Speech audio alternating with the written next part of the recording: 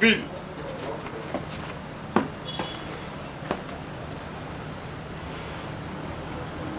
Monsieur le président du tribunal militaire Kipsang Galema, mon capitaine. Donc, j'en sais reprise. Ah, vous avez mon capitaine.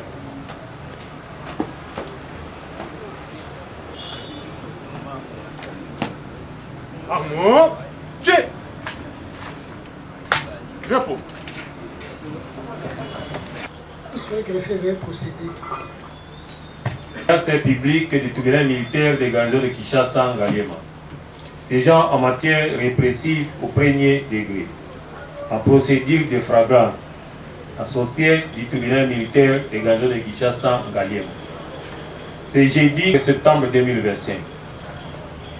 RP numéro 1958/2025, RMP numéro 51-270/MCK/2025, en cause l'auditeur militaire des garnisons ministère public et les partis civils, M.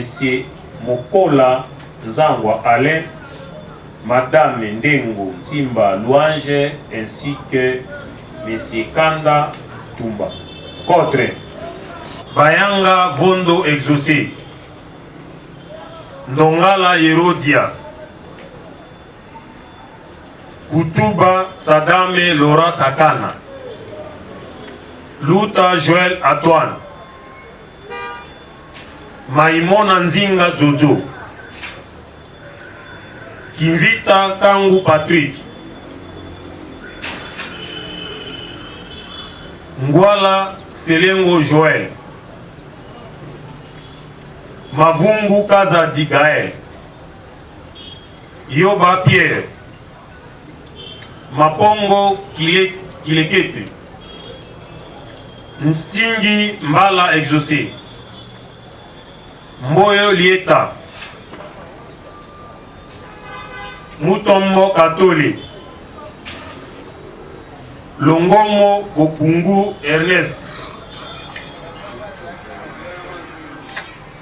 Moudindi Benjamin alias Cartier, Matumona Landu, Ngoma Kazaiko, Magilou Moussa Firi, Lisango Mbala, Wangi Kalala Augustin,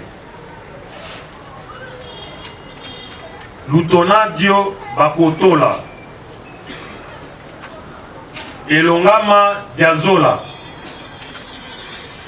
Ngafula Ndonda, Ikamba Blaise, Mbala Vwangi, Lokosa Buketu, Misambu Luzayamu, Mapwelenge Yvon, Bolonga Bolonga, Koto Nzau Fils, Atunako Kwakenda,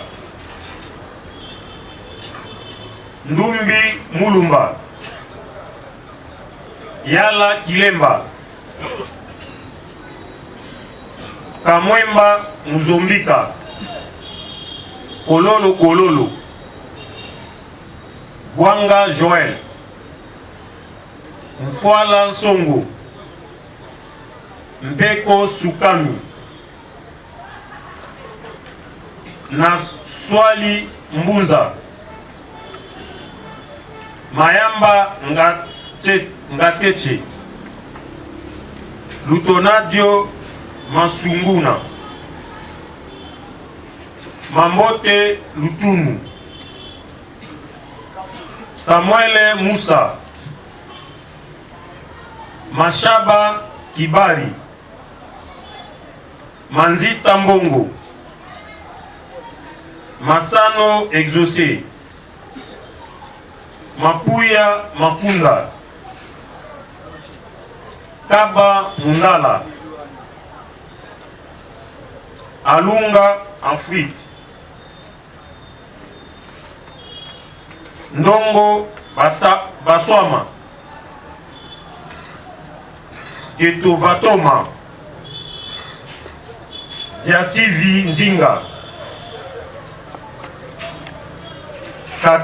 Katamba Flavo,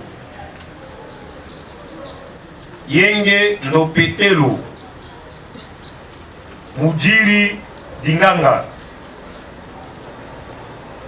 Monga Simako,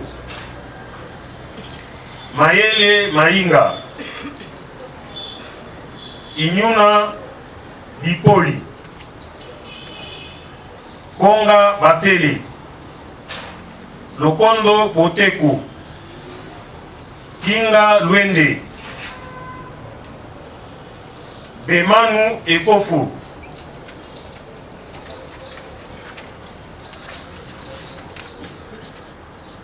Kapende Patrick, Boma Fumuyangi, Mabonzo Sami, Mapela Mbasi, Mayemba Biyudi, Mutangilai Mukuna, Kimbangu Sindani, Mukubi Fokolo, Manda Ndombale,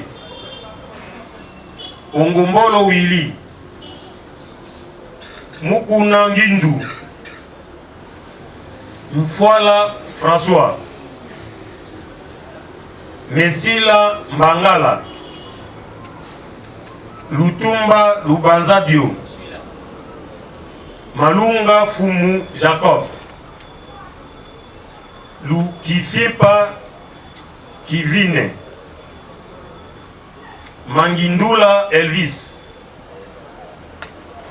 Talulu Masenzi, Mpaka Mbemba, Ndongala Lutunadio Meshak, Mvunzi Inosa, Falanga Dia Tansi, Mpaka Ngoma, Ngumba Kinzonzi, Nzenza Davidi, Mopala Monda Josmi,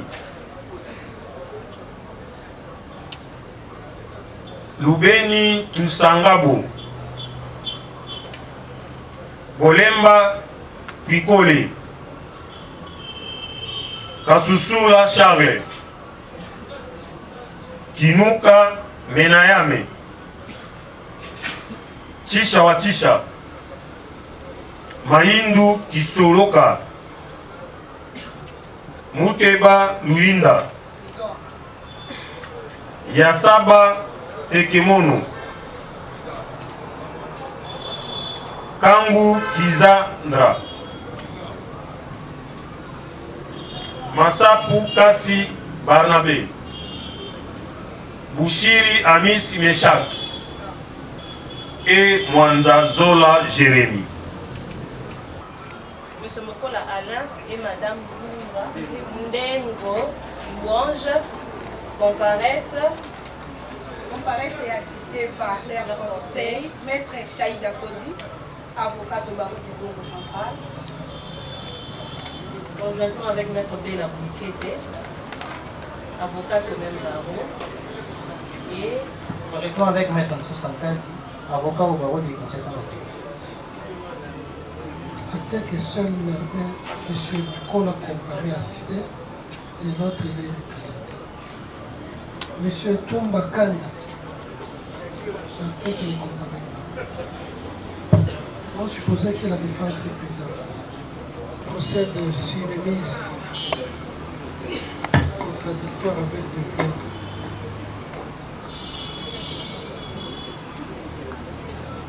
Acte également que le tribunal a pris des mesures conservatrices. Et ça, c'est conformément à la loi. En s'appuyant sur le prescrit de l'article 240 de la loi portée par le Code judiciaire militaire du 18 novembre 2002, il est dit expressis verbis. le président peut faire expulser de la salle d'audience et reconduire en prison ou garder par la force publique à la disposition du tribunal jusqu'à la fin des débats. Le prévenu qui, par ses clameurs ou par tout autre moyen propre à causer tumulte, fait obstacle au cours normal de l'audience.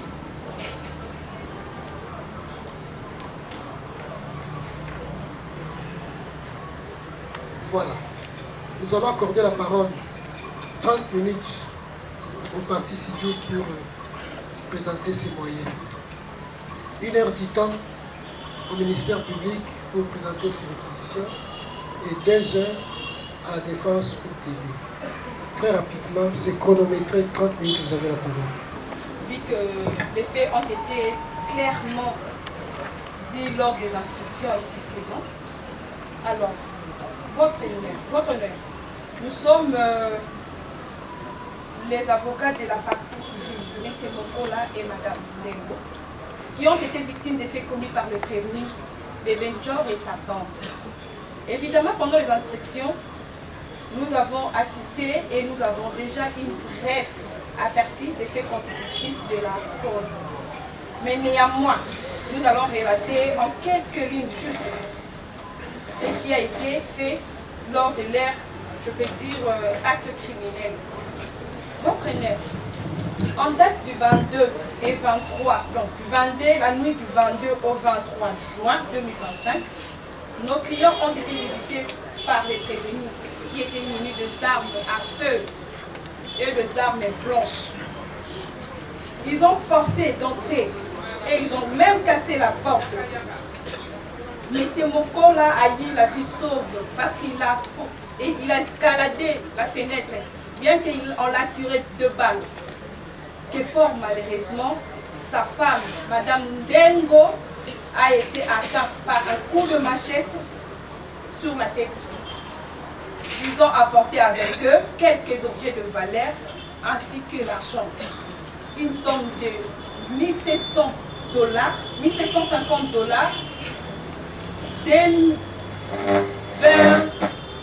203 000 francs congolais. Ils ont pris un ordinateur de la marque HP et Contactile, des téléphones portables de la marque Samsung. Ils ont pris les power, même les petites économies de l'enfant qui était à côté. Ils n'ont même pas eu pitié de l'enfant. Ils ont encore pris les bijoux. Ils ont obligé la dame à remettre les bijoux. Ils ont ravi son anneau. Chose que nous déplorons à ce jour. Votre honneur, lors de l'instruction, nous avons constaté que cette infraction est constituée du terrorisme prévu et puni dans les articles 157 et 158 du Code pénal militaire, ce qui constitue l'élément légal. Et à ce qui concerne l'élément matériel, nous avons écouté ici, c'est un groupe armé. Ils sont venus avec du matériel, ils ont cassé de portes et leur intention n'était pas seulement de prendre l'argent. L'intention était même de tuer, d'abattre monsieur. Ils ont tiré 2 coups réels. Ils avaient l'intention de ne pas lâcher. Grâce à leur force, ils ont pu échapper à ça.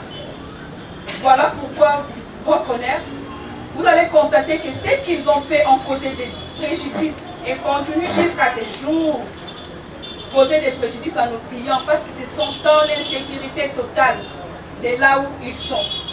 Voilà pourquoi nous allons demander à votre tribunal aguerri de procéder ou de condamner les prévenus ici présents à la réparation des préjudices causés ainsi qu'à la restitution de tout le bien qu'ils ont eu chez nos clients.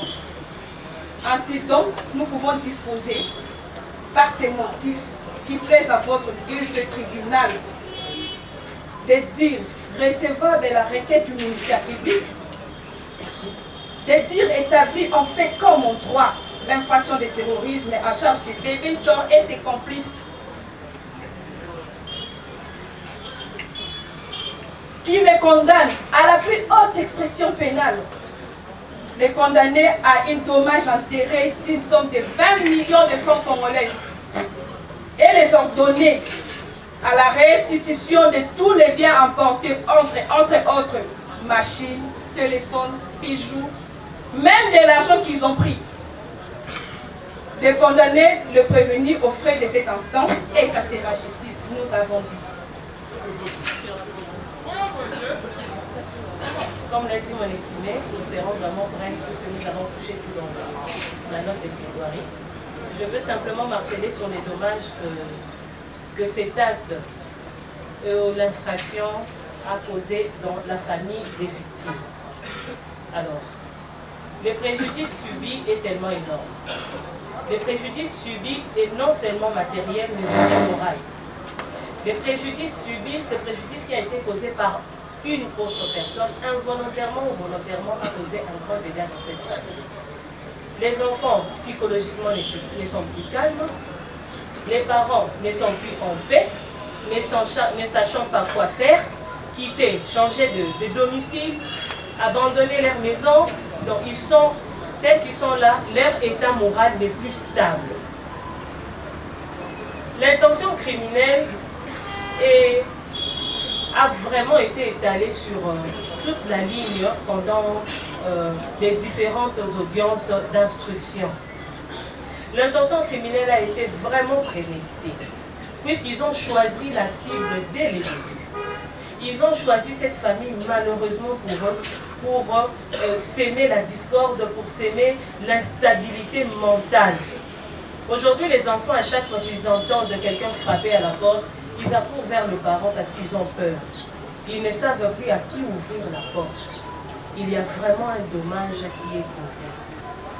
Voilà pourquoi ma consoeur a disposé, et je vais réintégrer ou reprendre la disposition de ma consoeur, en disant que le tribunal de Séan établit en fait comme en droit l'infraction de terrorisme qui englobe plusieurs faits infractionnels. Il y a eu extorsion, il y a eu vol, il y a eu destruction méchante, il y a eu beaucoup de faits dans cette infraction. Cette infraction qui est punie par la loi.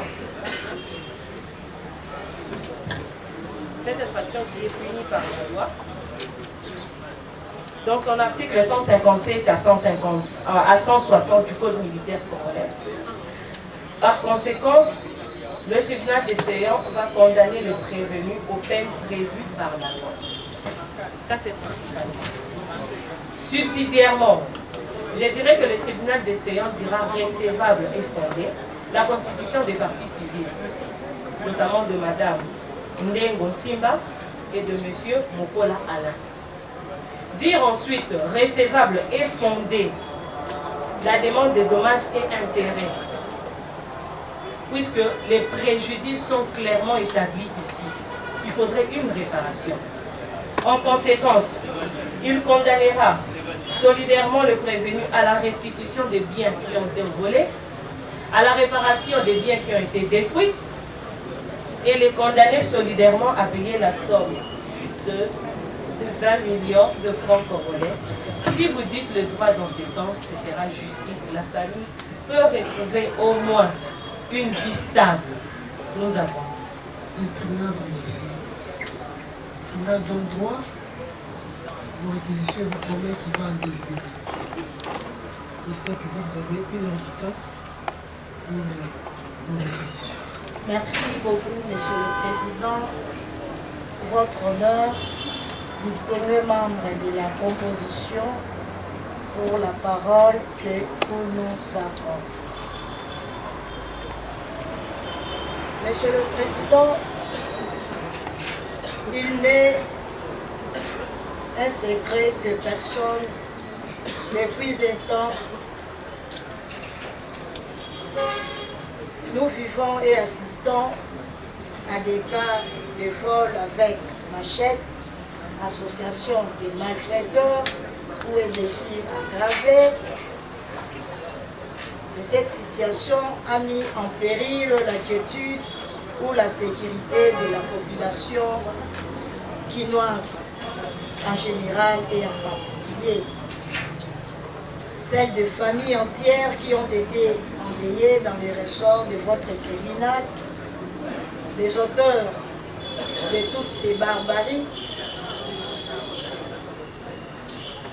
sinon de la montée en flèche de cette criminalité qui vivent au sein de cette population quinoise.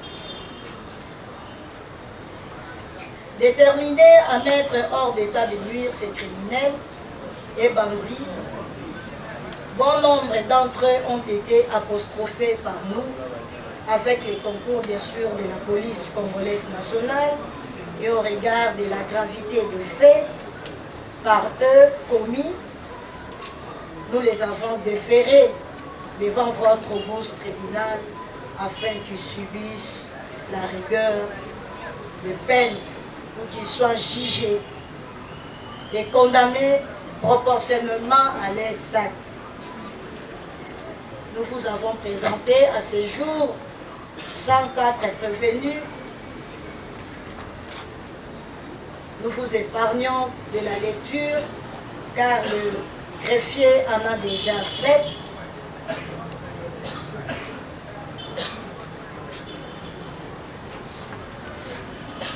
Notre réquisitoire, Monsieur le Président,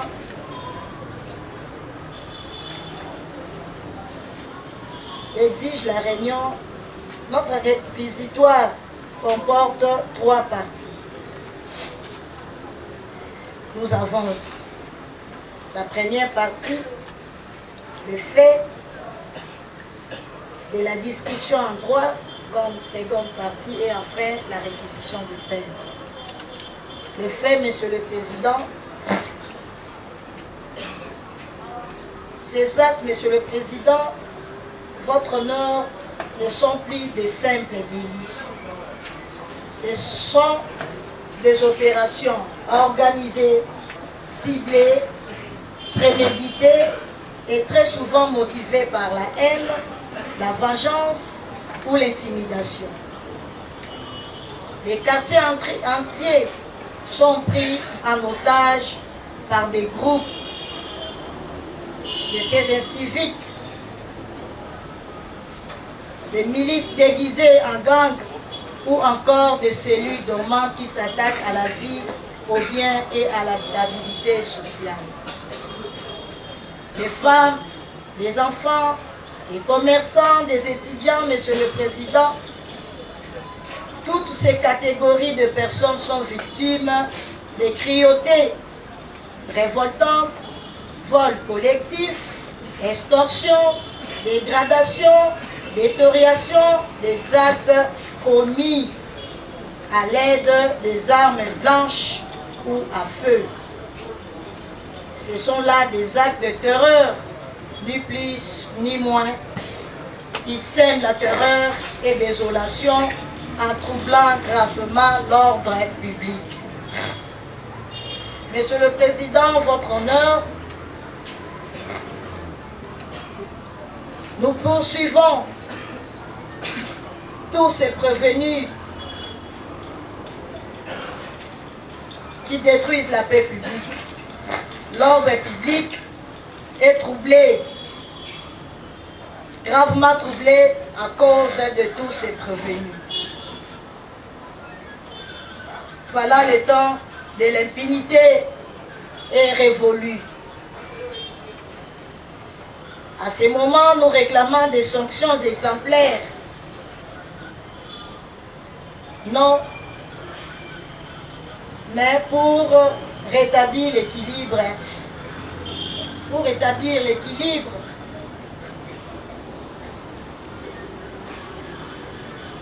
et pour rappeler à tous ceux prévenus que nul n'est au-dessus de la loi, comme vous venez de le dire tout de suite. Que personne, sa taille dépasse celle du drapeau. Voilà, Monsieur le Président, l'ennemi de notre cohésion nationale. C'est pourquoi nous, ministères publics, au nom de la République, au nom du peuple congolais, nous vous demandons de les condamner avec la plus grande rigueur, car ils défient l'ordre public en piétinant les lois de la République et en menaçant la sécurité de nos villes et la tranquillité de nos concitoyens. Voilà à l'lumineur, Monsieur le Président, ce que nous avons pu résumer comme fait. Deuxième point de la discussion en droit. Petit A du terrorisme. Siège de la matière, articles 157 et 158 du Code pénal militaire. Constituent des actes de terrorisme lorsqu'elles sont en relation avec une entreprise individuelle ou collective ayant pour but de troubler gravement l'ordre public par l'intimidation ou la terreur des infractions suivantes.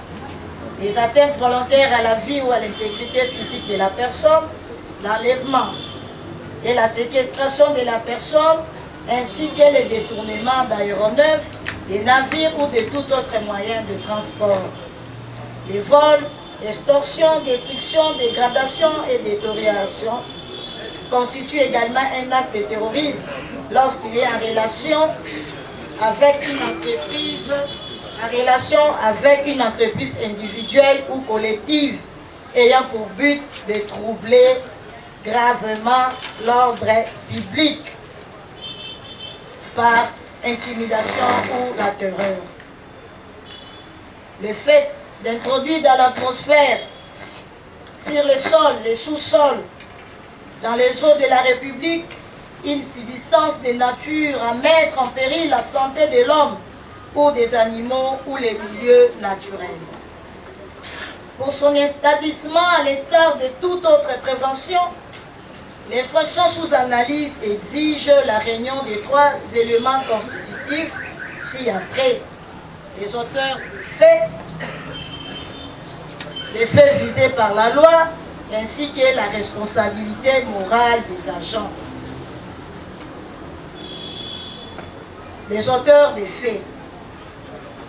Le général de brigade Laurent Moutata Louab, dans son ouvrage intitulé « De peine et des incriminations militaires en RDC », PP 500-501, aucune restriction n'est apportée par la loi à ce qui concerne les adultes.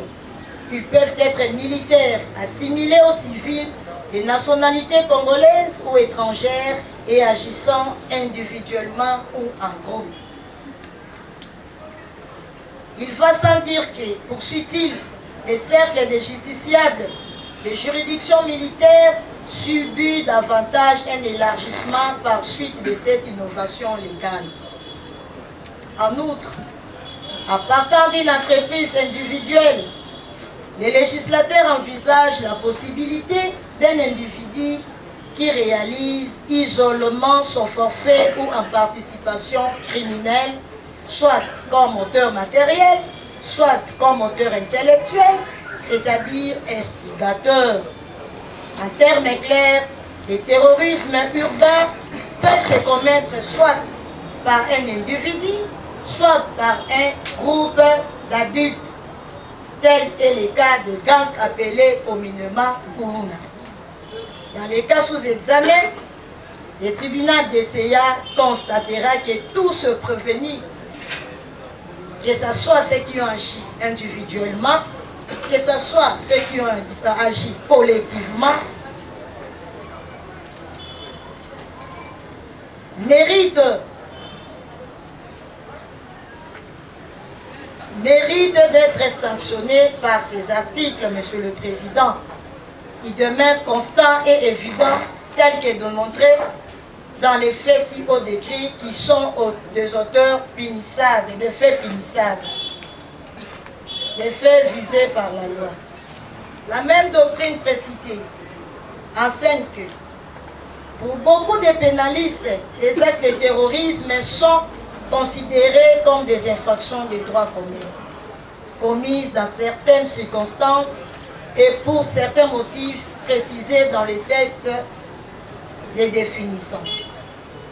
Les législateurs congolais, n'ayant pas désarmé en organisant la loi militaire, s'inscrivent globalement dans cette optique en énumérant dans les actes terroristes beaucoup de faits punissables inspirés du droit interne, notamment les droits communs et du droit militaire. Général de brigade Laurent Moutanta, OPCP 52. Au nombre d'actes de terrorisme urbain, les législateurs, en ce qui concerne les droits communs, toutes les atteintes volontaires à la vie, à l'intégrité physique de la personne, les vols, extorsions, destruction, dégradation et détérioration. À l'espèce, il a été démontré si haut, quand il s'agissait de l'instruction personne par personne, Monsieur le Président, que tous ceux prévenus ont commis des actes visés par la loi à ce qui concerne le terrorisme urbain. Il s'agit notamment d'extorsion, vol, tentative de vol, coups et blessures aggravées, destruction méchante, violation de domicile, commis au moyen d'armes, en général et spécialement par des machettes et même l'arme à feu, car nous avons présenté des douilles. Concernant les dossiers des bébés Tchor, Monsieur le Président, nous avons apporté comme preuve de douilles. C'est la responsabilité morale des agents. En matière de terrorisme, dit le célèbre doctrinaire précité, la responsabilité morale se dégage du but abominable, clairement défini et librement poursuivi par les agents, ainsi que de la résolution criminelle, généralement préméditée, dans la mesure où ces actes sont sous-tendus par des sentiments d'intense aversion et de vengeance. Laurent Moutata.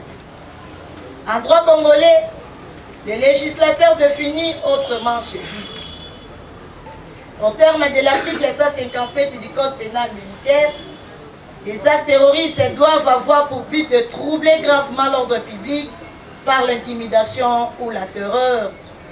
Au demeurant, il nous revient que l'ordre public est gravement troublé par l'intimidation ou la terreur chaque fois qu'il est commis des actes téméraires ou spectaculaires d'une ampleur telle qu'il crée un effet psychologique terrifiant, troublant et traumatisant dans l'esprit des témoins proches ou lointains, littéralement envahis par la peur, la désolation, l'horreur et le moi.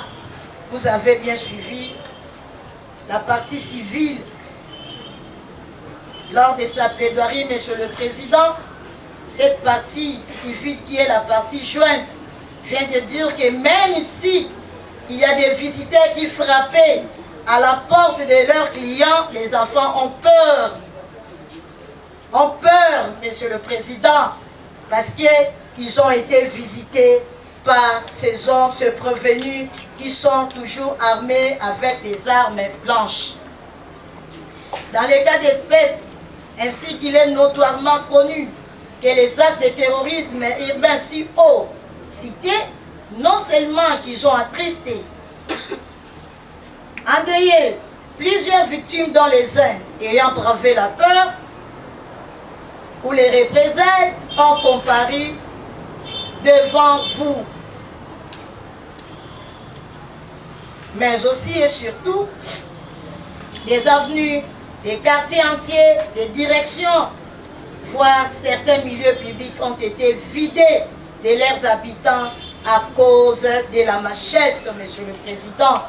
Cette arme est devenue tristement célèbre et à la portée de chacun de ce prévenu, car c'est la procurant à moindre coût, mais qui constitue un danger quotidien pour la population composant la société dont nous sommes avocats. Et ce qui précède, faisant combinaison des faits de l'espèce et sur fond des liens, des causalités démontrées, le tribunal des séances dira tous les éléments constitutifs de cette infraction réunis partant de la prévention des terrorismes urbains établis en fait comme en droit dans les chefs de chacun de prévenus et de condamner à chacun à 20 ans de prison. Et la réquisition de peine, Monsieur le Président, vous direz établi en fait comme en droit l'infraction du terrorisme est mise à charge de tous se prévenir et de les déclarer tous coupables. De les condamner de ces chefs à 20 ans de servitude pénale et de condamner le prévenu à Lunga, Mangaya et Nok par défaut. De les condamner aux frais d'instance à tarifier par les greffiers ou à défaut de le condamner à 6 mois de contrainte par corps.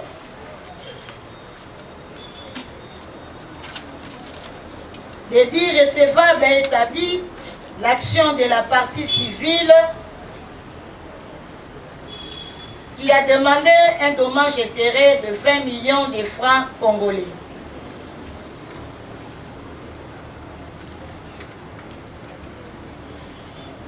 Et sollicitons leur arrestation immédiate.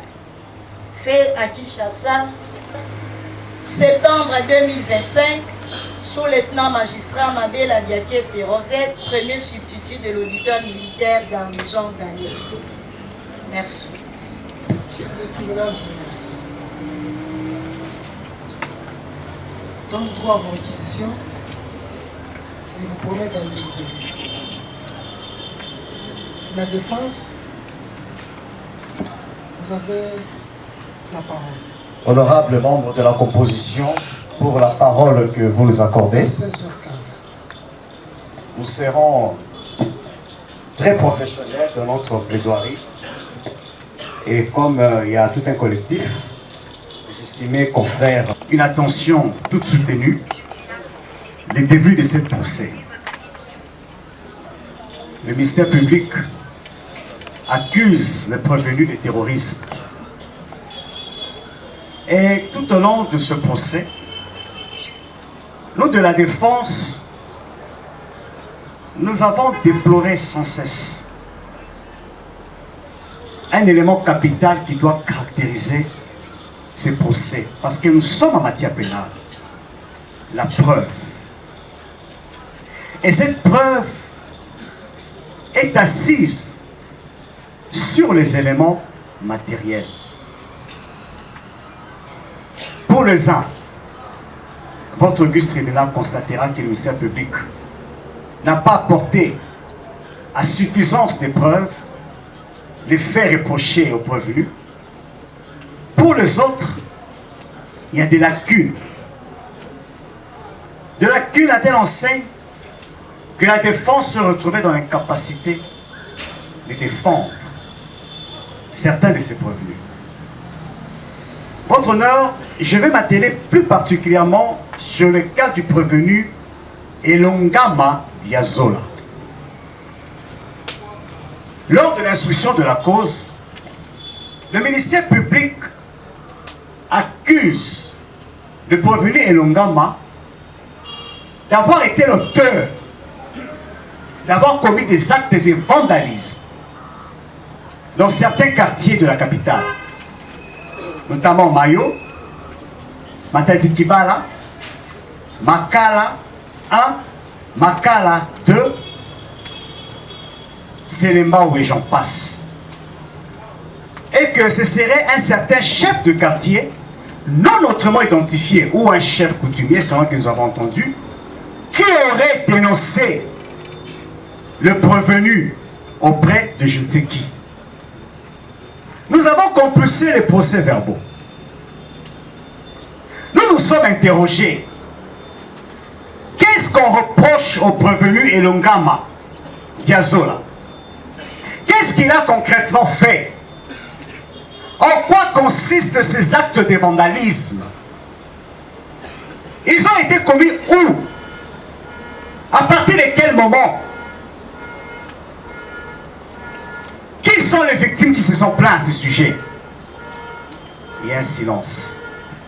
Monsieur le Président, le ministère public a reçu les procès-verbaux dressés par les OPJ. Mais l'OPJ même, verbalisant, enquêteur, n'a pas été professionnel. Quels sont les devoirs qui lui sont incombés, les devoirs qui lui sont imposés par la loi pour pouvoir inculper ou charger telle ou telle personne des infractions qui le poursuivent dans le cas d'espèces terroristes? L'article 1er du Code de procédure pénale congolais stipule que sous les ordres et l'autorité du ministère public, les officiers des polices judiciaires exercent, dans les limites de leurs compétences, les pouvoirs et attributions déterminés par les articles ci-après.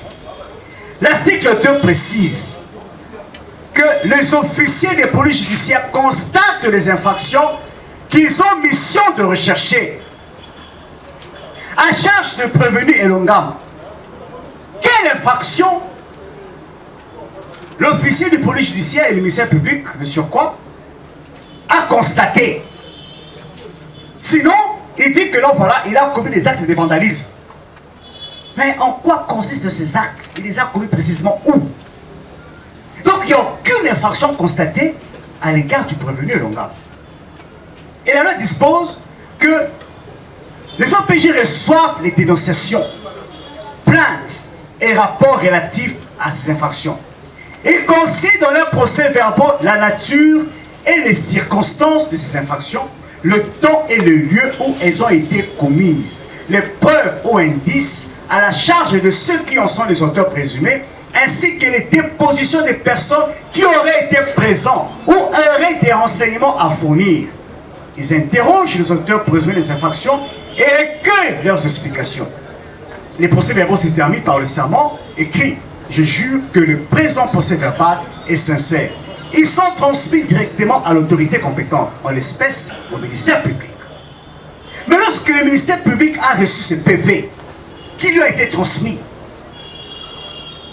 qu'est-ce qu'il a constaté comme infraction à charge du prévenu Longam?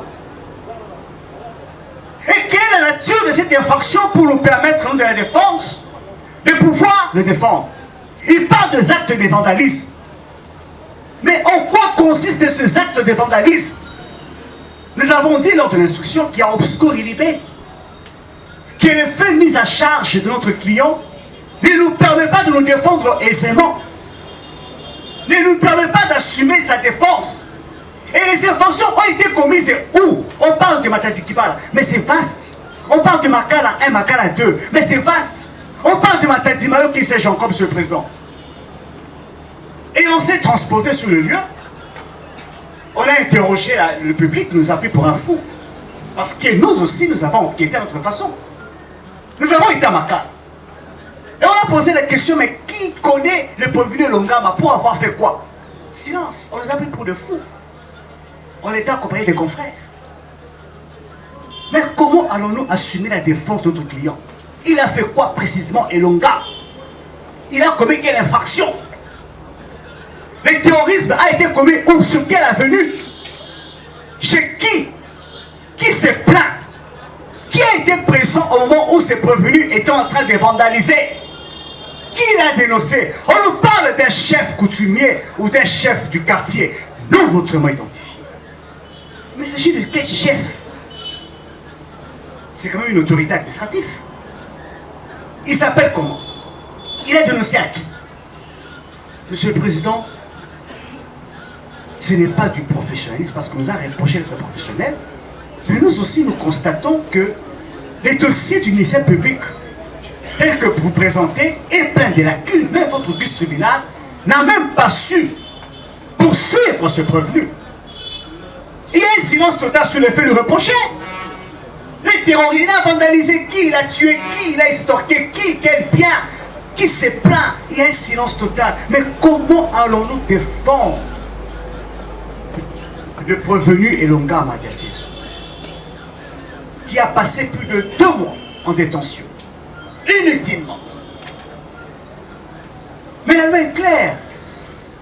Le règlement de l'intérêt de cause et tribunaux et parquet dispose, civil et militaire dispose que lorsque le ministère public, dans un de ses articles, reçoit un procès verbal d'information préliminaire, il doit vérifier avec minutie si la preuve des infractions apportées se trouve dans le dossier. Pour convaincre votre auguste tribunal. Mais est-ce que votre auguste tribunal est-il convaincu de la culpabilité du prévenu Elonga? Nous disons non, votre honneur. Les faits sont vagues, pleins de lacunes. Le dossier est vide. Et il en est ainsi les autres cas que votre auguste tribunal a eu à défiler, a eu à traiter ici, monsieur le Président. Donc, vous allez condamner ces prévenus sans preuve aucune pour avoir fait quoi?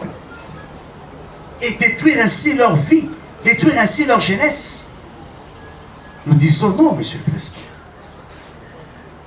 Votre auguste tribunal retiendra que tout au long de ce procès, le prévenu Longama n'a rien fait quand on fait le reprocher. Et par rapport aux autres prévenus qui se retrouvent dans son cas, monsieur le Président, nous plaidons mutatis mutandis. Donc par ces motifs, vous direz non établi. En fait, comme en droit, l'infraction du terrorisme mise à charge du prévenu Elonga pour obscurité du libellé, pour doute, pour absence de preuves, vous allez l'acquitter et les renvoyer devant de toute poursuite judiciaire. Votre honneur, je passe la parole à les estimés confrères qui doivent aussi me compléter. Et si possible, nous allons encore y revenir. La parole que vous venez de nous accorder, nous comparaissons pour le compte de Katamba Flavio, Kaba Audrey, Tisha Watisha et Bouchité Mayamba. Votre honneur, si nous nous tenons devant votre auguste tribunal, c'est parce que c'est pour défendre un homme accusé à tort par l'organe de la loi. Des hommes accusés d'avoir commis des infractions si graves, qui est le terrorisme, votre honneur. Une qualification si sérieuse, votre honneur, repose sur des éléments insuffisants de preuve. Voilà pourquoi, votre honneur, nous sollicitons votre plus grande attention pour démontrer le caractère injuste de cette qualification. Tout d'abord, votre honneur, il est crucial de rappeler que la qualification d'un acte comme terrorisme ne doit pas se faire à la légère, votre honneur. Le terrorisme, selon l'esprit du code pénal militaire, implique une volonté délibérée de déstabiliser l'ordre public, d'instaurer un climat de terreur ou de nuire à la sécurité de l'État. Or, dans les cas patents, dans les cas sous examen, votre honneur, il n'est démontré nullement où mes clients précédemment cités n'ont commis ou n'ont sémé la terreur.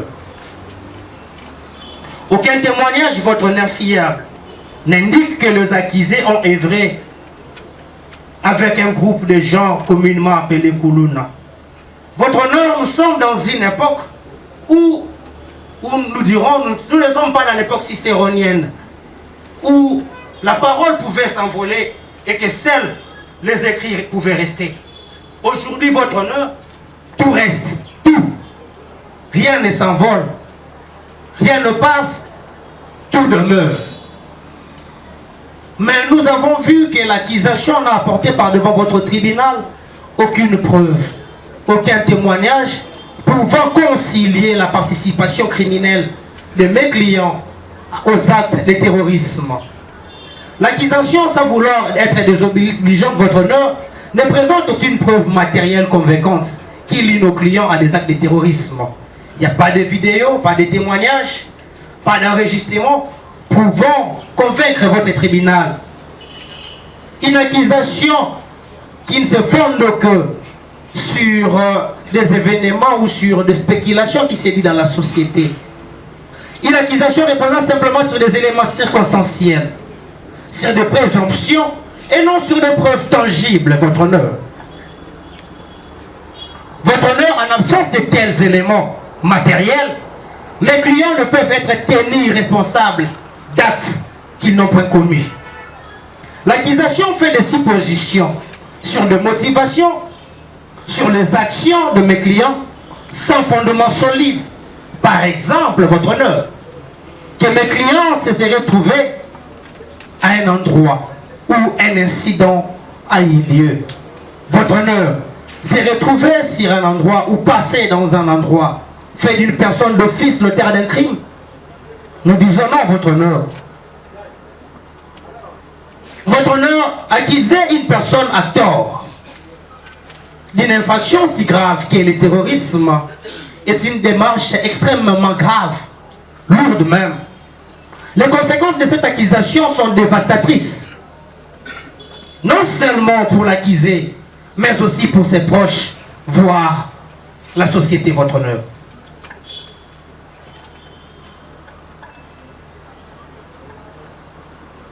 Il est donc impératif que l'accusation, votre honneur, apporte des preuves solides et indiscutables. Faute de quoi, votre honneur, les accusés ne peuvent être considérés comme étant des coupables. Mes clients précédemment cités, votre honneur, ce sont des hommes sans histoire. Ils ont démontré par devant vous qu'ils n'ont pas des antécédents judiciaires. Ils n'ont pas d'antécédents criminels. Ils sont des innocents. Et rien dans leur passé ne renseigne ou ne justifie qu'ils sont impliqués dans de tels actes, tels qu'ils qualifiés par le ministère public. Ce sont des hommes qui ont toujours mené une vie honnête, heureuse, respectueuse de la loi, et qui aujourd'hui font face à une accusation grave, basée sur les erreurs et de confusion. Votre honneur, nous vivons dans une époque où la peur a fait tache d'huile. Tout le monde vit dans un climat de la terreur. Dans ce climat de suspicion, votre honneur, des erreurs peuvent se commettre ou peuvent se produire. Et il n'est pas impossible que mes clients qui comparaissent par devant votre tribunal se retrouvent dans de telles situations. Mes clients, votre honneur, comme je l'ai dit si haut, ce sont des hommes respectables. Des travailleurs, des jeunes aujourd'hui que nous appelons des courageux, qui, malgré les difficultés que notre société se retrouve, ils font de leur mieux pour trouver leur pain. Ils travaillent nuit, jour et nuit pour le bien-être de leur famille. Ils n'ont jamais eu l'intention de nuire à la société, moins encore de s'aimer la terreur. Au contraire, ils sont profondément attachés à des valeurs.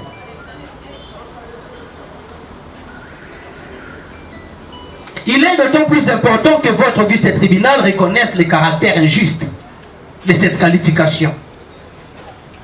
L'intention criminelle étant l'un des éléments essentiels de cette infraction, nos clients précédemment cités n'ont jamais eu ou n'ont jamais manifesté l'intention criminelle. Aucun document, aucun témoignage n'indique qu'ils cherchaient à troubler l'ordre public. Les accusés se trouvaient dans des circonstances, dans certaines situations, où certains lieux ou des événements ont eu lieu. Le fait de passer ou d'être sur le lieu d'un incident ne prouve en aucune manière qu'il a été impliqué dans la commission de cette infraction, votre honneur.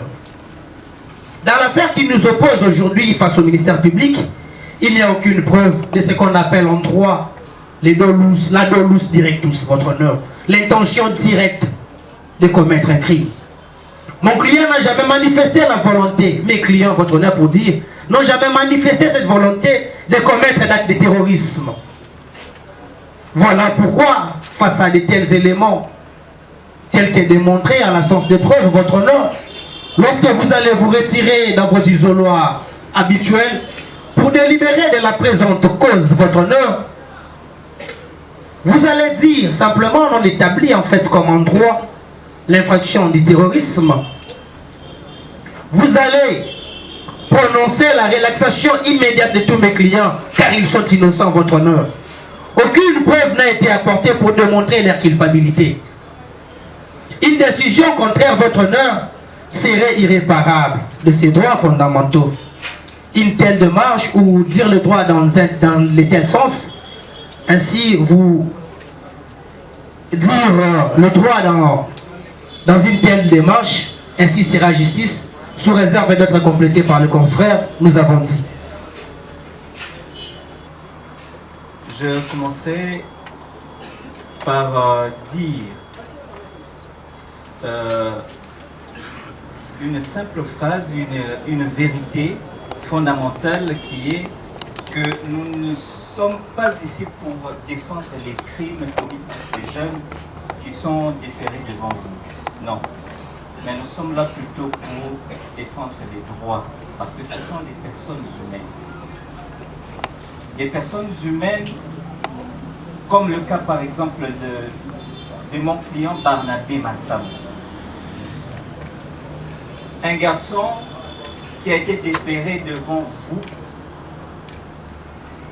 alors que c'est un primo-délinquant. Pourquoi nous parlons d'un primo-délinquant, Monsieur le Président?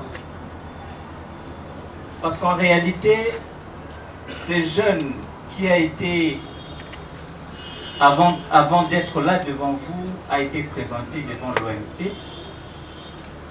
Sa victime présente, ils ont trouvé un accord à l'amiable. Il s'agissait d'un cas de vol d'argent. Ils ont trouvé un accord, une conciliation. Mais cette conciliation, Monsieur le Président, lorsque l'aveu de l'inculpé est volontaire, il y a lieu même de suspendre l'action publique.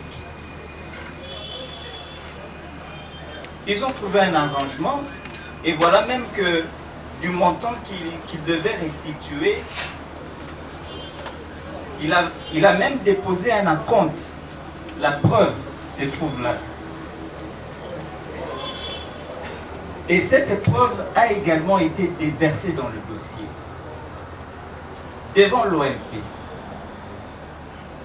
Et il fallait effectivement, d'après l'engagement, que chaque mois, qu'il y ait un montant qui devait venir déposer. Mais à notre grande surprise, nous verrons ces garçons qui est un primo-délinquant, qui a peut-être agi de façon d'égarement, inattendue. Il est déversé devant vous. Pourquoi? Pour un acte de terrorisme. Monsieur le Président, c'est étonnant. Un acte de terrorisme, ce n'est pas un acte qu'on peut commettre si facilement. J'ai suivi le ministère public parler du général de brigade Laurent Moutata. Je me souviens avoir lu le général Laurent Moutata, qui a parlé du terrorisme. Lorsqu'il parle de l'acte terroriste, le général Laurent dit que l'acte terroriste résulte généralement d'une résolution mûrie. Mais ces garçons ici déférés devant vous, on ne sait pas quel est l'acte terroriste qu'il avait commis, alors qu'il s'agissait d'un cas de vol simple,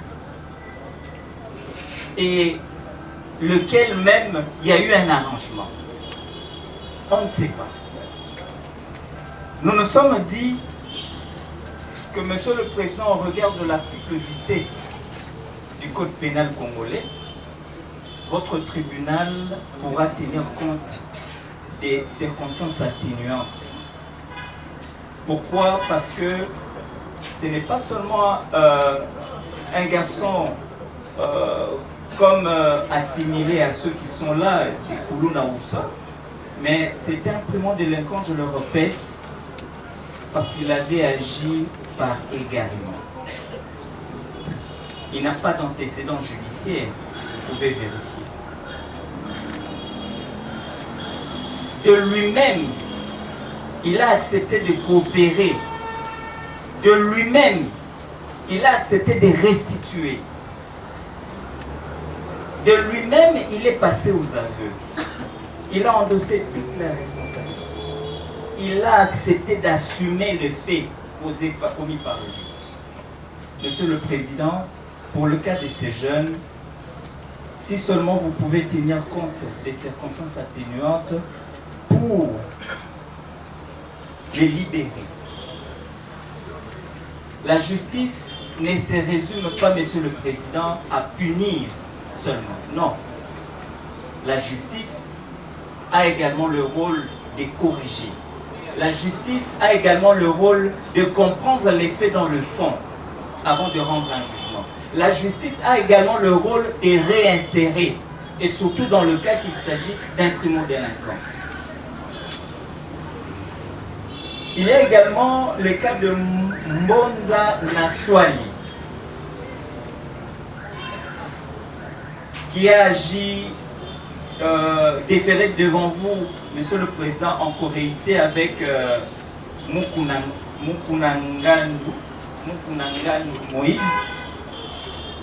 Mukunangandu. Déjà, Monsieur le Président, une seconde fois, il s'agit là aussi d'un cas de vol d'ordinateur. Mais Mukunangandu, c'est lui-même, par devant votre tribunal et même devant l'OMP, avait disculpé Naswali pour dire que celui-là n'est absolument rien dans cette affaire. Il ne connaît absolument rien. Même devant vous ici, lors de l'instruction, il avait répété que Naswali n'était pour rien. Mais voilà que Naswali sera encore déféré devant vous pour un acte de terrorisme. On ne sait pas où on va. Est-ce qu'il s'agit seulement parce que la justice a besoin de coupables qu'il faut même condamner les innocents? Non, Monsieur le Président. Ces jeunes, Naswali a été disculpé. Vous tiendrez compte de cette disculpation pour libérer également Naswali. Et quant à Moïse Ngandu, Moïse Mukuna, Monsieur le Président, lorsqu'il a appris qu'il était, que Naswali a été arrêté pour l'ordinateur qui a été volé, ils sont allés, lui et le co-auteur du vol, pour récupérer l'ordinateur là où ils avaient vendu, pour aller le restituer au propriétaire. Mais le propriétaire a été satisfait parce qu'il avait retrouvé son ordinateur. Ce qu'il fallait, c'était plutôt les actes qu'il fallait payer pour être libéré. L'un d'eux payera, sera libéré, et puisqu'ils n'avaient pas de moyens, voilà qu'ils seront continuellement détenus. Et par la suite, déférés devant votre tribunal. Monsieur le Président, une fois encore, c'est un aveu. Ils avaient accepté. Ils sont allés récupérer et restituer. Mais est-ce à cause des amendes qu'il fallait payer pour être libérés, puisqu'ils n'ont pas payé? Est-ce qu'il fallait à cause de ça les déférer devant votre tribunal pour que par la suite, qu'ils viennent subir la rigueur à l'extrême de la loi?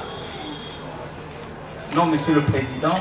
Une fois de plus, Monsieur le Président, je demanderai à votre vice-tribunal de tenir aussi compte de ces circonstances atténuantes parce que ils ont d'abord restitué, ils ont accepté les faits, ils ont restitué et que non pas seulement à cause des amendes qu'ils doivent subir une détention à la rigueur de la loi. Sous réserve peut-être, Monsieur le Président, je donnerai la parole à d'autres confrères pour la suite. Merci. A été accusé pour avoir volé un téléphone appartenant à une certaine dame qui s'appelle Blanche, entre guillemets, à l'aide d'une machette. Mais lors de l'instruction, Monsieur le Président, votre auguste tribunal, le ministère public nous a présenté un lot de machettes. Et par rapport au nombre de prévenus qui comparaissent par devant votre auguste tribunal, et au nombre de machettes qui est présenté par le ministère public, il n'y a pas match. Il n'y a pas match, Monsieur le Président. Et même le prévenu lui-même vous a dit il a été pointé par la Dame Blanche de lui avoir volé. Le terme est clair, de lui avoir volé. Ne confondons pas les choses. Certes que son comportement est punissable. S'il savait qu'il aurait volé. Mais cela ne peut pas être identifié au terrorisme. Parce que le terrorisme est un cas tout à fait particulier. Donc tout comportement infractionnel doit être assimilé au terrorisme. Nous disons non. Qu'en est-il du vol? Qu'en est-il de coups et blessures volontaires? Mais je crois que ce sont des infractions ordinaires qui ne peuvent être confondues avec l'infraction de terrorisme. Donc il s'agit de poser un acte, d'être retrouvé dans une bagarre, et on vous attrape, et on vous traite de terroriste. Mais non, monsieur le Président. Il y a un distinguo qui doit être opéré. Le vol n'est pas le terrorisme. Parce que l'infraction du terrorisme, c'est fait d'une manière tout à fait particulière. Il y a un effet psychologique. Il y a une terreur qui est répandue. Mais la personne à qui on vole, c'est une surprise. Elle n'est pas terrorisée. Mais elle est surprise que là, voilà, un bien a été volé. C'est un vol. Et qui n'est pas de la compétence de votre tribunal, mais qui relève des juridictions ordinaires. Voler n'est pas terrorisé. L'un de nous pouvoir faire l'apologie du vol. Non, nous voulons seulement que votre auguste tribunal puisse faire un distinguo entre l'infraction de terrorisme et d'autres infractions ordinaires qui relèvent du code pénal civil, livre 2. Plutôt du code pénal congolais, livre 2.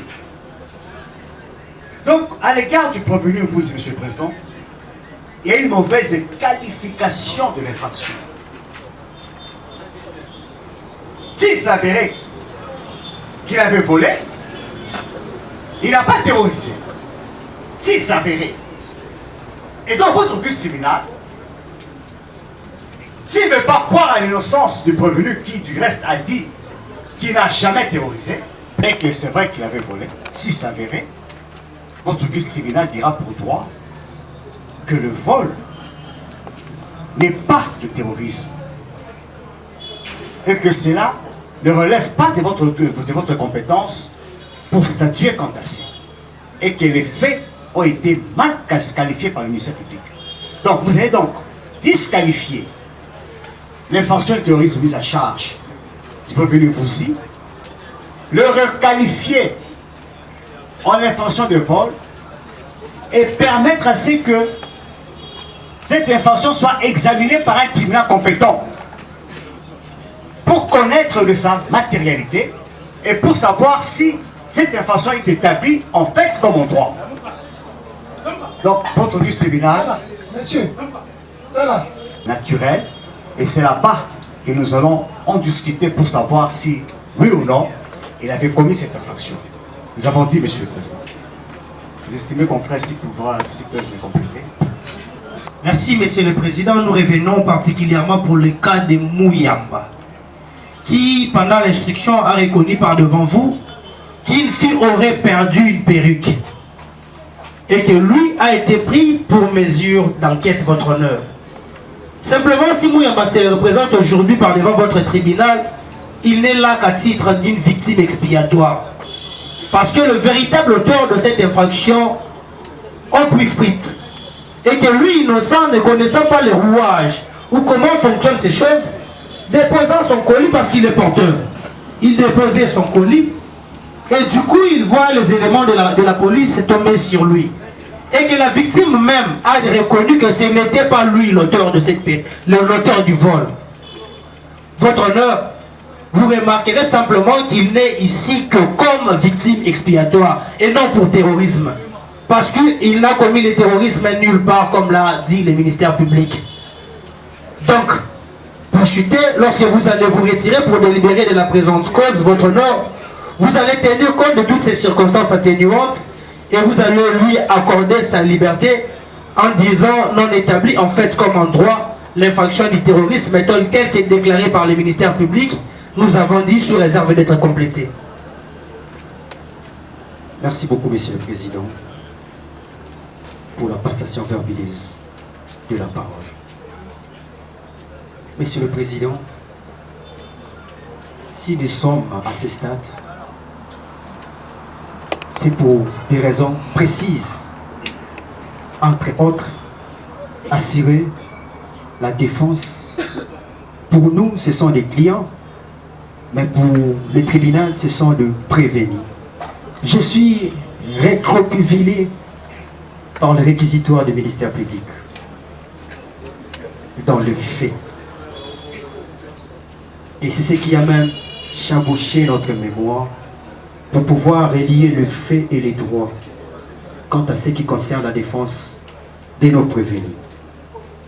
Mais heureusement que le rôle d'un avocat est d'assister, d'emmerder, d'embêter le tribunal pour faire attendre la voix et la raison valable de la personne à laquelle il est en train d'assister. Parce que ne dit-on pas que le tort, le faible, a souvent tort, pas parce qu'il a tort, mais parce qu'il est faible. Il est faible pas parce qu'il manque des arguments, mais parce que le moyen mis à sa charge ne collabore pas avec l'infraction. Monsieur le Président, nous avons les cas de Lokosa Bokecho, par exemple.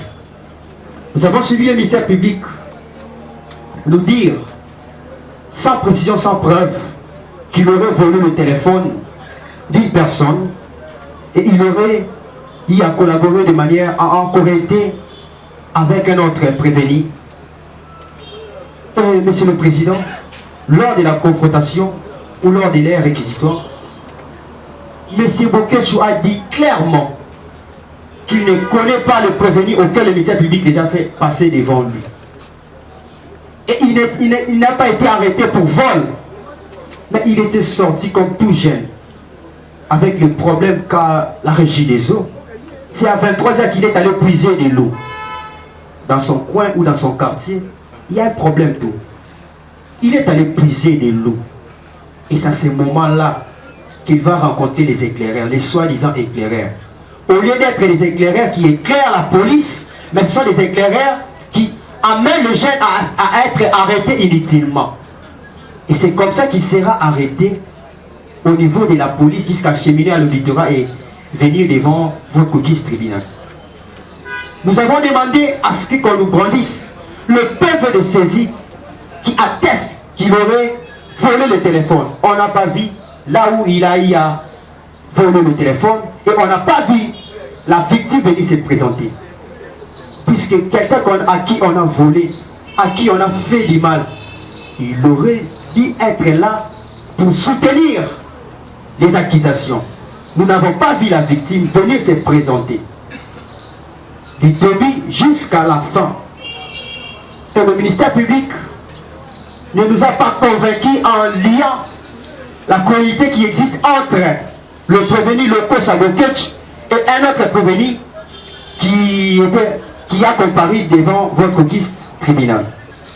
Ça c'est pour le premier prévenu. Le second prévenu, il s'agit de Augustin Kalala. C'est comme on dit toujours, le malheur atteint souvent les justes, mais l'Éternel en délivre toujours.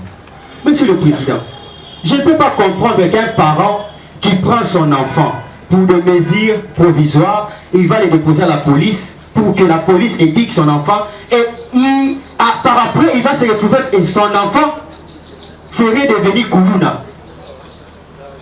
Jusqu'à comparaître devant votre auguste tribunal. C'est son père qui voulait discipliner son enfant, qui a pris son enfant pour des mesures préventives, qui est allé déposer son enfant à la police. Et au niveau de la police, on va charger l'enfant pour dire que non, c'est un terroriste. sans preuve, sans soubassement, et arriver à la police, arriver à l'amigo de l'auditorat, c'est comme je venais de le dire, que le malheur atteint souvent les gistes. Et comme il n'y avait pas de soubassement, le ministère public viendra nous dire non, hormis le fait qu'il a été arrêté comme terroriste, au niveau des cachots, il aurait commis le meurtre. Nous avions demandé devant votre tribunal si le ministère public pouvait nous brandir le réquisitoire du ministère du médecin ayant déclaré le dossier. Il n'y en avait pas. Si le ministère public peut nous brandir le PV, il n'y en avait pas. Et dans tous ces vides-là, nous étions déboussolés, Monsieur le Président. Nous étions tellement déboussolés. J'en passe. Pour les cas de Zingimbala Odjosé, Monsieur le Président, le prévenu, lorsqu'il est passé, il a dit clairement, aucun homme, Monsieur le Président, ne voudra qu'on manque du respect à sa mère. Parce qu'avoir une mère, c'est une grâce. Ce n'est pas donné à n'importe qui. Et au moment où l'un des enfants de voisins manquait du respect à sa mère, il ne pouvait pas rester intact, Monsieur le Président. C'est normal qu'il ait agi pour repousser les injures, repousser les insultes contre sa mère. C'était une défense. Et c'était dans ce droit, Monsieur le Président, qui n'avait rien à voir avec l'infraction du terrorisme, Monsieur le Président.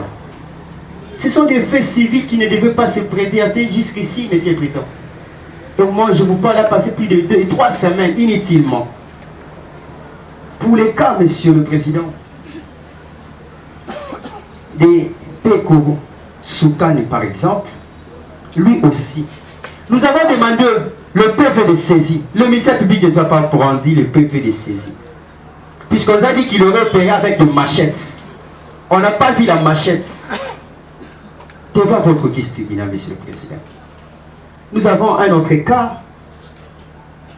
Celui par exemple de Atunako Wakendi. Il semblerait qu'il aurait eu à voler de l'argent. La victime ne s'est pas présentée, on ne connaît pas la victime et on ne nous avait pas donné la somme précise de l'argent volé. Nous avions attendu que la victime vienne se présenter. La victime ne s'est jamais présentée, Monsieur le Président. Alors, devant tous ces faits, c'est normal que je puisse dire que le faible a toujours tort, pas parce qu'il a tort, mais parce qu'il est faible. Devant de telles situations, où certains droits sont bafoués, où nous connaissons comment les arrestations se font, Monsieur le Président, il est certes vrai que le phénomène Koulouna dérange la vie province de Kinshasa. Mais il est certes aussi vrai qu'on ne doit pas arrêter une personne parce qu'il a des traces. Qu'on ne doit pas arrêter une personne parce qu'il a laissé pousser ses cheveux. On ne doit pas arrêter une personne parce qu'il se promène la nuit tardivement. Puisque tout Congolais a droit de circuler librement. Même à minuit, les gens doivent circuler librement, Monsieur le Président. On ne doit arrêter que ceux qui ont commis les actes, Monsieur le Président. Pas parce que quelqu'un a des traces, pas parce qu'il a une figure de figuré, qu'on devrait le présenter comme un Koulouna, Monsieur le Président. Ça, c'est ce que j'ai toujours dit. C'est ce que je venais de dire, que je suis réconcilié et perdu, Monsieur le Président. Ça, c'est dans le fait. Alors, dans la discussion du droit, Monsieur le Président, vous savez, en matière pénale ou dans la procédure pénale, l'élément indispensable comme le sel dans une nourriture, c'est la preuve.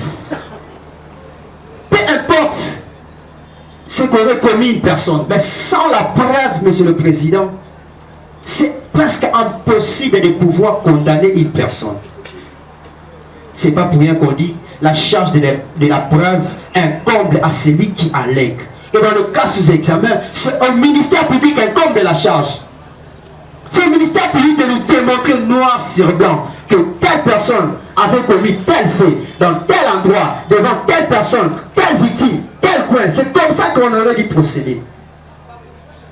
Je me rappelle toujours, on m'a toujours enseigné que la procédure pénale a pour objectif de conduire du fait au droit. C'est-à-dire, lorsqu'il y a le fait, on doit regarder, est-ce que ce fait collabore avec le droit. Puisque les faits peuvent exister. Mais ce ne sont pas tous les faits qui doivent toujours se collaborer avec le droit. Il y a de ces faits qui sont des faits parfois pénals, des faits civils, qui ne devaient pas prendre le temps inutile du tribunal. Puisque le tribunal a beaucoup de dossiers à traiter.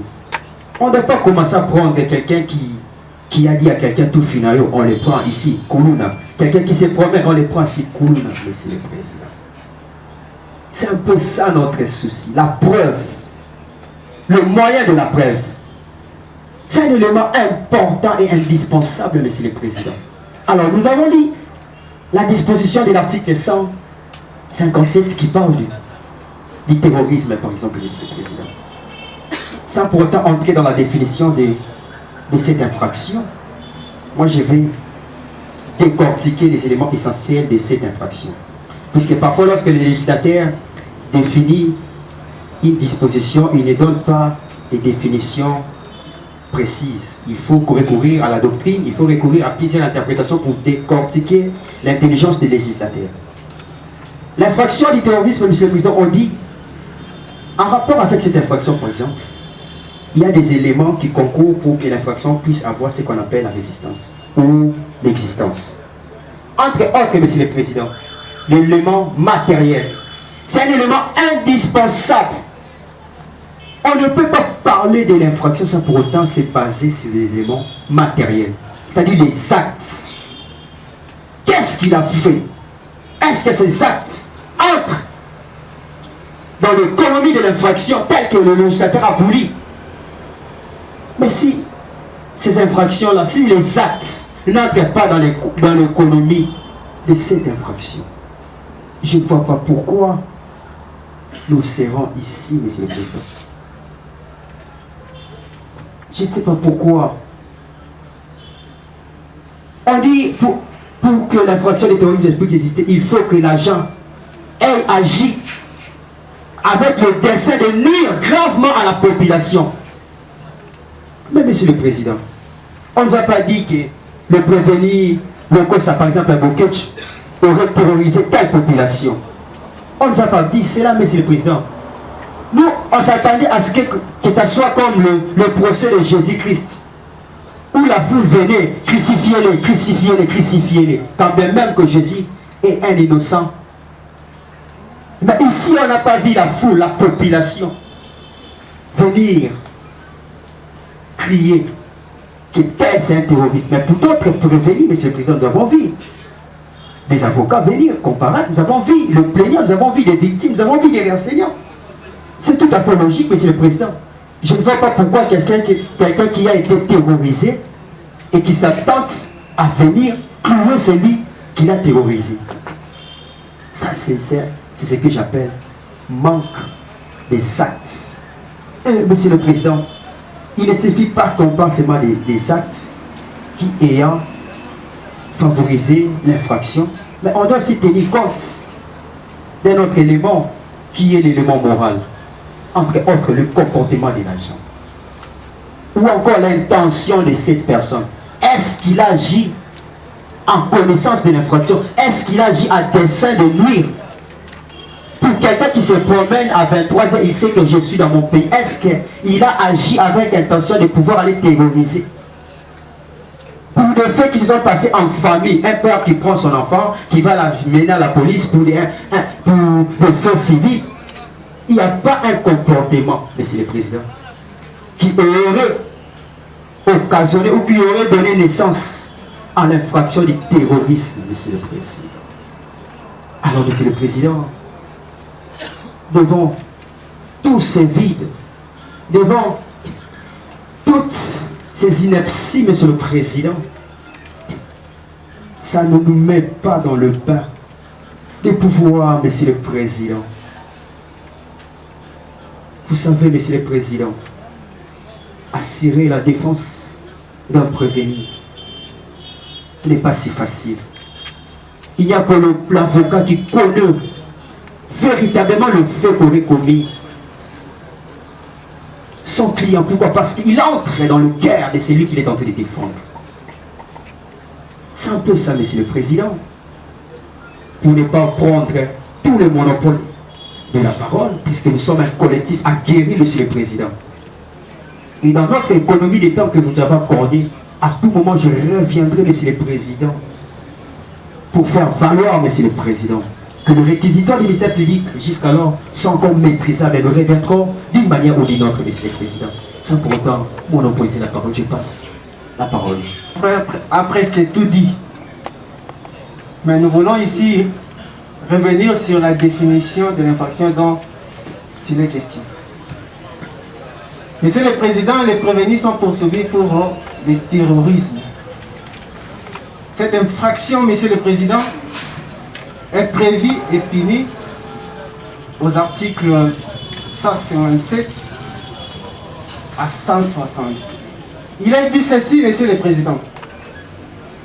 Certaines infractions sont constituées de terrorisme lorsqu'elles sont en relation avec une entreprise individuelle ou collective et a pour but de troubler gravement l'ordre public par l'intimidation, Monsieur le Président, ou par la terreur.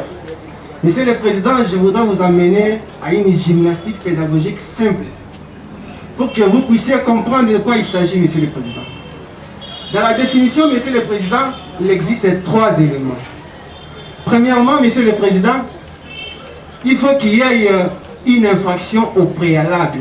Et cette infraction doit être assimilée au terrorisme. Monsieur le Président, pour le cas d'Augustin Kalala, qui a été mis au cachot par son père qui est militaire, qui a voulu, Monsieur le Président, le discipliner pour avoir fait quoi? Pour avoir vendu, Monsieur le Président, pas vendu, Monsieur le Président, mais pour avoir donné au couplage un chien sans l'autorisation de son père. Est-ce que, Monsieur le Président, pour ces faits-là, Monsieur le Président, pour ces faits-là, il faut acheminer, déférer le prévenu par devant vous? Deuxième élément de la définition, Monsieur le Président, la loi dit que cette infraction doit troubler gravement la population ou, Monsieur le Président, l'ordre public. Monsieur le Président, la question que je me pose, pour avoir donné au couplage les chiens sans autorisation de son père, en quoi est-ce que la population a été préjudiciée? En quoi est-ce que la population est victime? Monsieur le Président, la loi encore impose un élément important pour dire que l'intention de troubler gravement la population doit être mûrie, Monsieur le Président. Est-ce que le prévenu Kalala avait l'intention de troubler gravement la population ou l'ordre public? Nous disons non, Monsieur le Président. Monsieur le Président, le père du prévenu est militaire. Avait donné l'injonction à son frère qui est policier pour laisser son enfant à durée déterminée, Monsieur le Président. Il a été surpris quand il est venu récupérer son enfant a été acheminé par devant vous.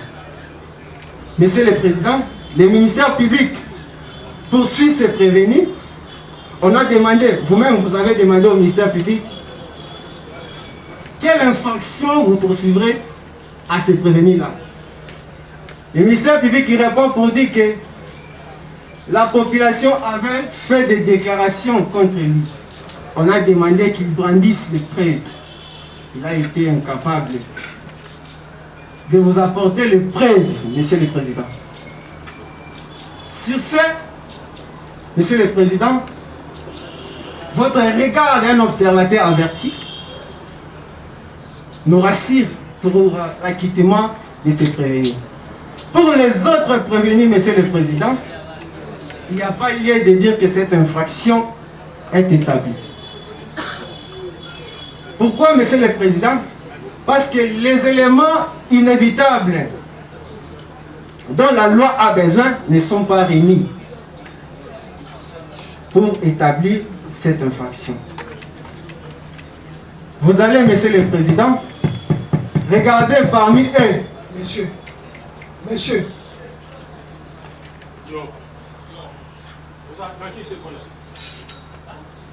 Allez-y, allez-y.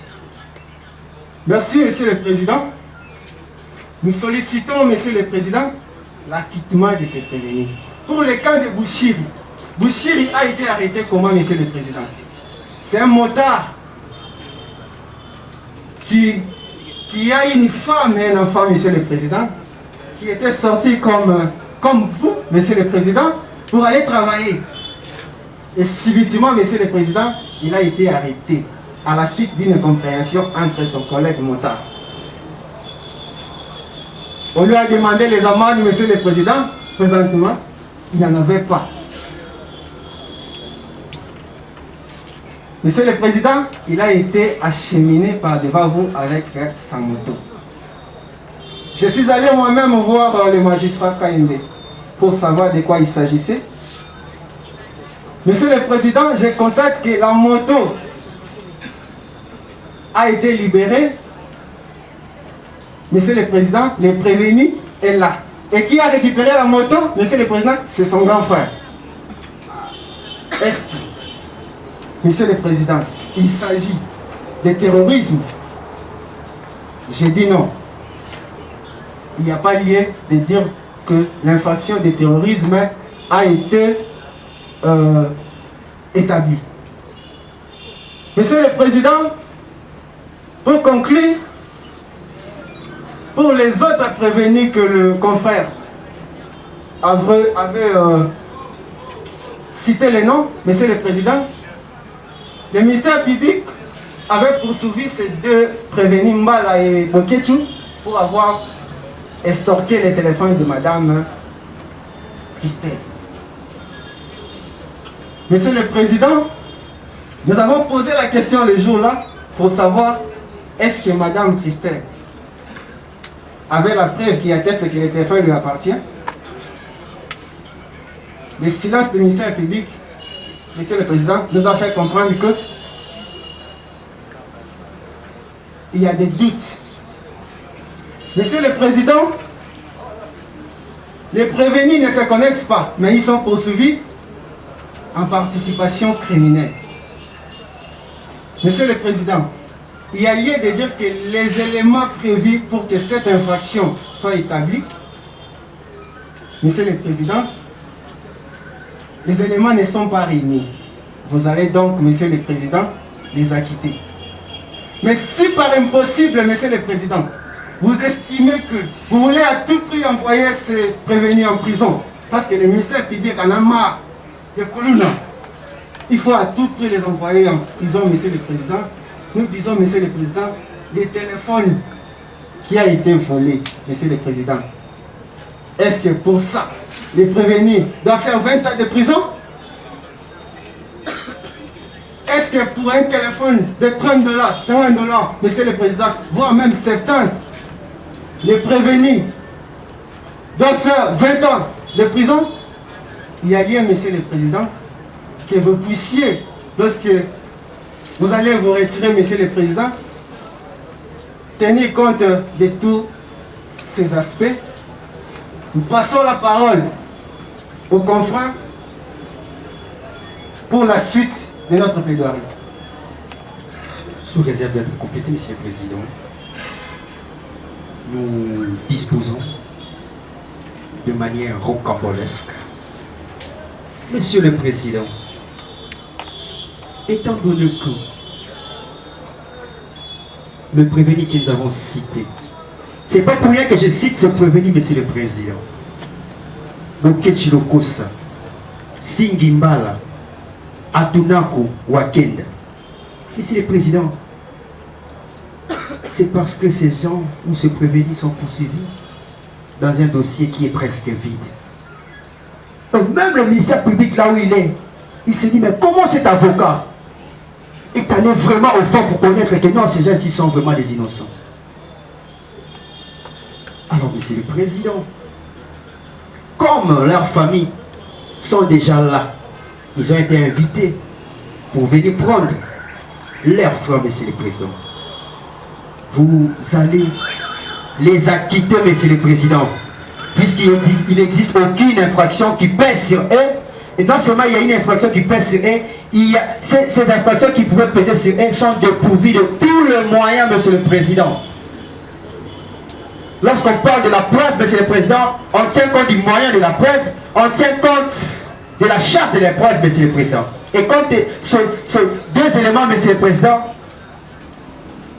ne sont pas établis à leur charge, Monsieur le Président, vous allez, Monsieur le Président, avec l'estimation que nous vous déférons toujours, acquitter de manière purement, scientifiquement, juridiquement, le prévenu Boketu Lokosa, le prévenu Singimbala, le prévenu Augustin Kalala, le prévenu Peko Soukana, ainsi que le prévenu Samou, Monsieur le Président. Monsieur le Président, vous serez un ange de gloire. Un ange de gloire, Monsieur le Président. Pourquoi? Qui peut sauver ses prévenus? Qui peut sauver ses prévenus, Monsieur le Président, par rapport au fait qu'il a commis, qui prouve réellement qu'il est innocent, Monsieur le Président.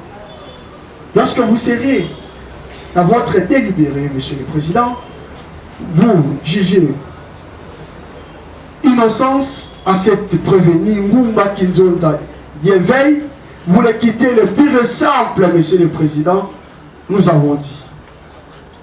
Monsieur le Président, je n'étais pas venu seulement pour le simple prévenu innocent que je viens de citer, mais aussi parler au nom de tous ces prévenus, puisque j'étais commis d'office, n'ayant pas de conseils, Monsieur le Président. Vous allez, Monsieur le Président, déclarer les acquittements de manière pure et simple, puisque ce sont des innocents, certains qui doivent rentrer à la maison. Ainsi serait justice. Nous avons dit, Monsieur le Président. Dernier aussi, pendant l'instruction, à être déféré devant votre tribunal ici, raison pour laquelle j'ai pris la parole en dernier ressort. Il s'agit de Maïmon Nzinga Jojo et Mukwele Ngegana, Monsieur le Président. Monsieur le Président, aujourd'hui vous allez décider du sort de ces jeunes hommes. Certainement, il faut que nous puissions la vérité, pas de faire cette erreur de condamner cet innocent. Concernant le prévenu Falanga Chantas Mukwele Ngegana, concernant le prévenu Mukwele Ngegana, Monsieur le Président, il avait du mal à expliquer les faits. Ils étaient au deuil et il y avait vol de chaises en plastique. Il était là. Qu'il soit coupable ou pas, mais c'était une affaire de vol. Il était rentré à la maison. Lorsque Odeur on a constaté qu'il y a eu vol, raison pour laquelle ils étaient allés chez lui pour l'appréhender. Et c'était ça. Cet acte ne corrobore pas toujours avec l'infraction de terrorisme telle relayée par le ministère public ici, Monsieur le Président. Et à cela tienne, nous voulons aussi préciser une chose ici, un élément détail. La police est en train de faire un travail que nous devons vraiment tirer un coup de chapeau, sauf qu'il ne manque pas toujours des imperfections. Et les imperfections, voici les retombées. Il y a certains des prévenus qui sont ici, qui ne devraient pas être déférés devant le tribunal militaire, mais ils devraient être déférés devant un juge de droit commun. Pour chuter, Monsieur le Président, je demanderai au tribunal d'établir en fait comme un droit, de dire non établi en fait comme un droit l'infraction de terrorisme à charge de Maïmon Nzinga Jojo et Mukwele Ngegana. Et de surcroît, nous demandons leur acquittement. Merci.